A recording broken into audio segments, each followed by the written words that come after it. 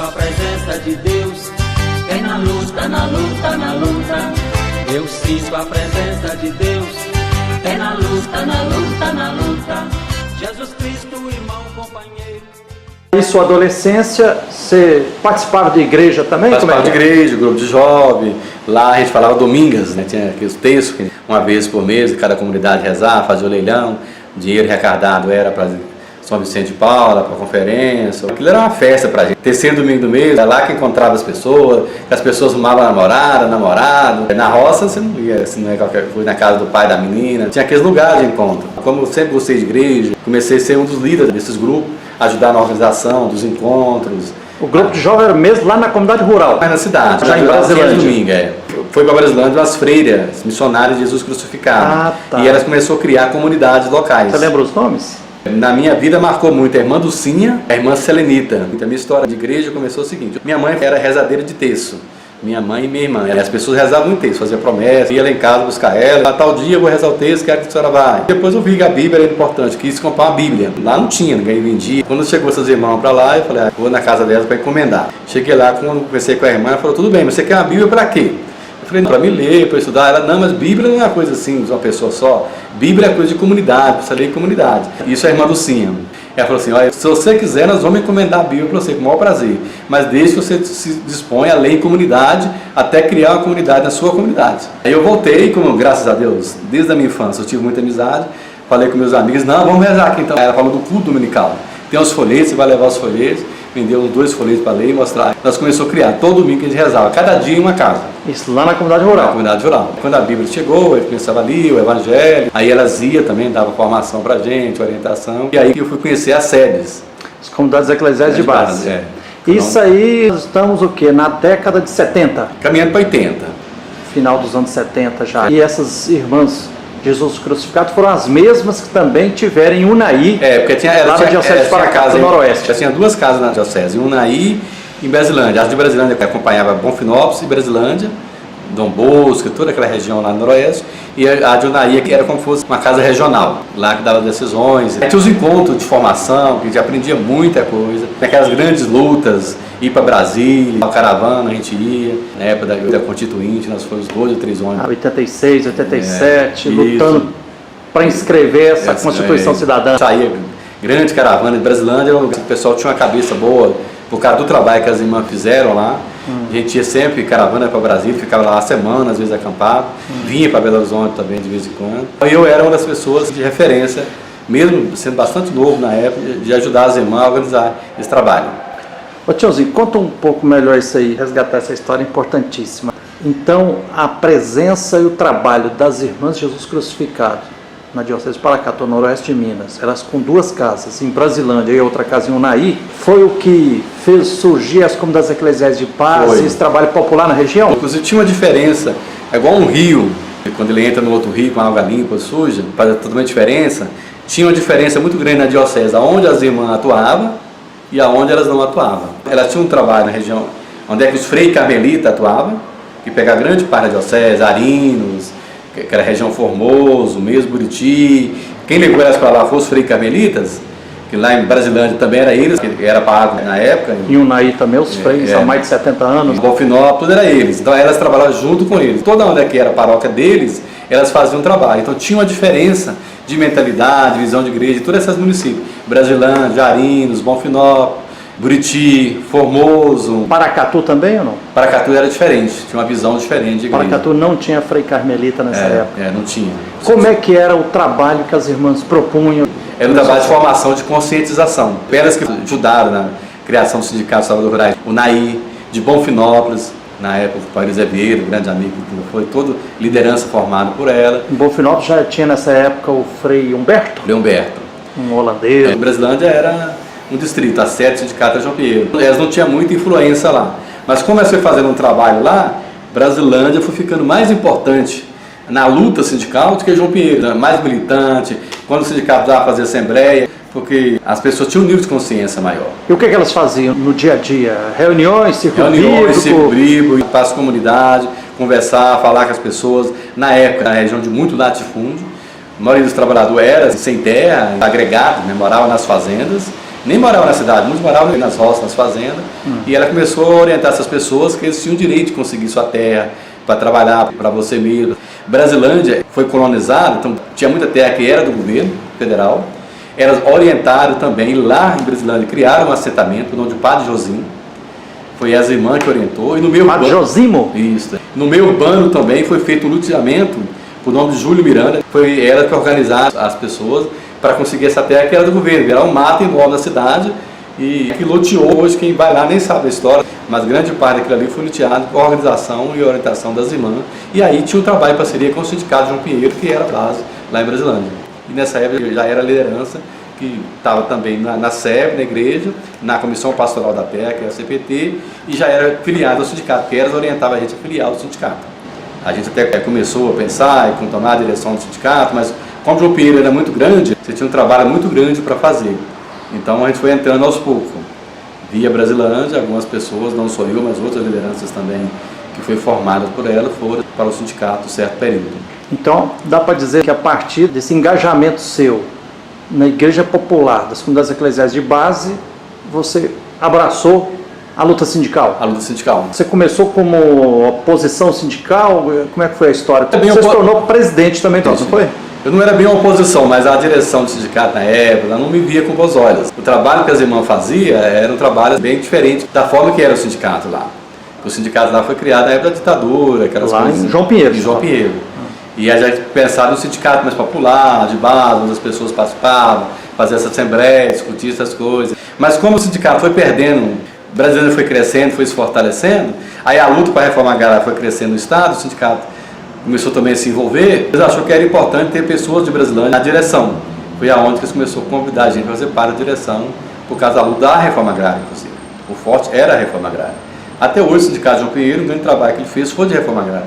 Ele não conseguiu muito trabalho assim com os pequenos produtores, com assalariado, por causa da história, era muito a questão do sem terra.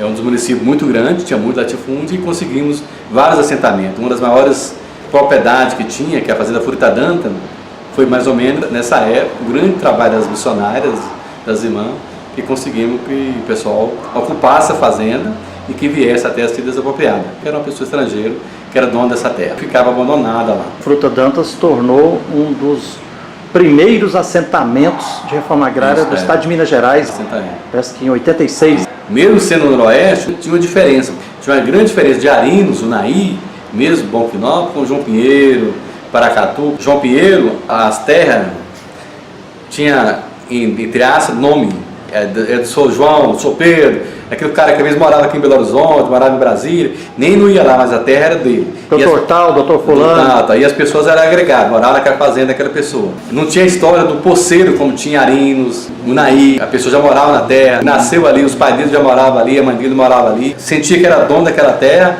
e alguns fazendeiros na época foi comprando e cercando, falando que aquela terra ia ser dele.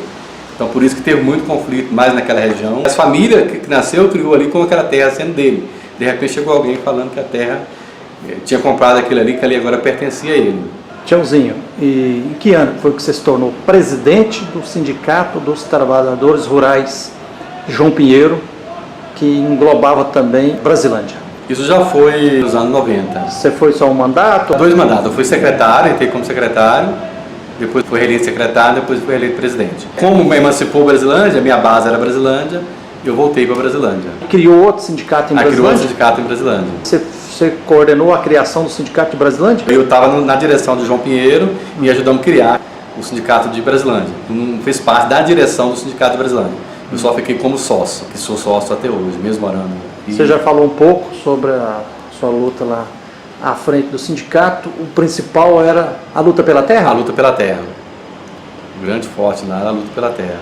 Na época ainda tinha a FETAENG, que era forte, né? Forte, isso.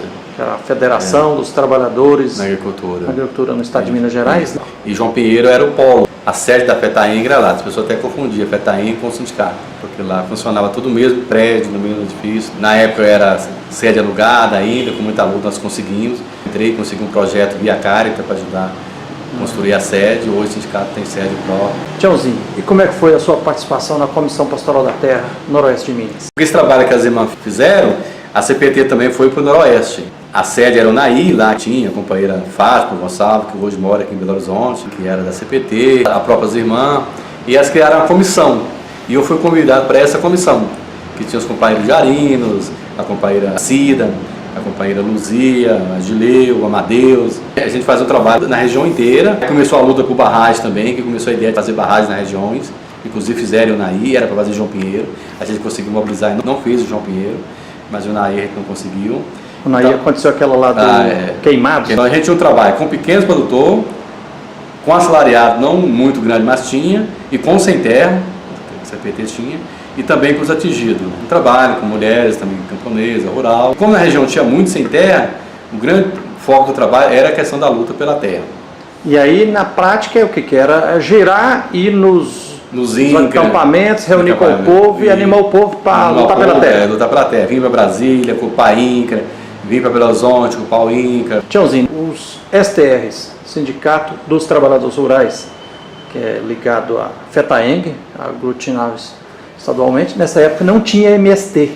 Não tinha MST. No Noroeste. Se eu não me engano, o MST foi para lá em 88. A CPT, que convidou, que achava que eles deveriam ir para a região, aí foi a comissão que começou a ficar lá na região, fazer um trabalho de articulação e muito vinculado. A gente era parceiro deles, tinha uma certa divergência com a FETAENG, mas com nós, assim, tinha alguma diferença, mas a gente era parceiro, estava junto nos trabalhos. Eles foram presos, quando começou a mobilizar, eles foram presos, e eu também fui preso, porque como a gente era da CPT, então todo mundo que a polícia imaginava que tinha um certo vínculo, e estava pegando. Como eu era da CPT e fui para a reunião lá em Unaí, para discutir como é que fazia agora, depois o pessoal foi preso, tinha várias pessoas que... Você foi preso em Unaí? Em Unaí. Tinha várias pessoas que tinham sido organizadas por eles, como é que ele fazia com esse pessoal continuar mobilizado, estipulado. Até a hora que eu estava vindo embora na rodoviária para ir para Brasilândia, que eu morava lá, eles olharam para mim assim, eu estava com a camisa do MST. Hoje eu vejo o pessoal usar o boné do MST, a camisa naquela época, só um boné do MST já era tido como bandido. Né? Era perigo sério. Perigo sério. E como eu estava com a camisa, foi motivo para me ser preso. E na hora eu fui detido, fiquei a manhã inteira na polícia militar, me perguntando. Aí depois me colocaram no camburão para levar para a delegacia. Aí quando eu cheguei lá, quando o delegado começou a me ouvir, eu falei, não, vou te liberar, isso é coisa dessa PM aí, não tem muita coisa séria nisso não.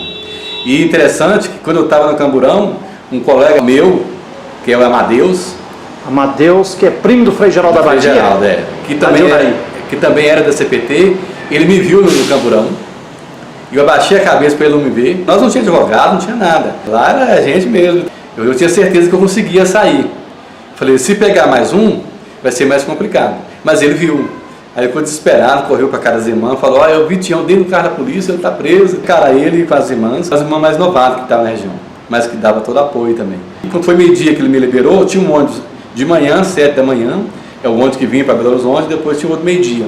Até esse ônibus meio-dia já tinha perdido, não dava mais primeiro, ia ter só à noite. Aí eu corri lá para falar com elas. Como eu sabia que a Amadeus tinha me visto, eu falei, elas vai estar morrendo lá de preocupação. As irmãs não chegaram lá na delegacia? Não chegaram não. Aí eu fui lá falar com elas que tinha sido liberado, que tinha acontecido. E você lembra em qual ano foi? Isso 88. 88. É. Ano da Constituição Brasileira. Era uma efervescência de luta social muito grande. Você lembra os nomes dos outros companheiros do MST? Tinha o Zé foram Carlos. Presos logo no início, na primeira tentativa de implantar o MST no Noroeste de Minas? Zé Carlos, Brasilino, Armando e Wilson Boy e tinha uma mulher também. Irmão, companheiro, seu exemplo deixou para nós. Vamos todos olhar para frente, ajudar muita gente sem vez e sem voz. Quando o povo encara de frente as pessoas que estão no poder, é o Espírito Santo que age, vai dando coragem pra luta vencer.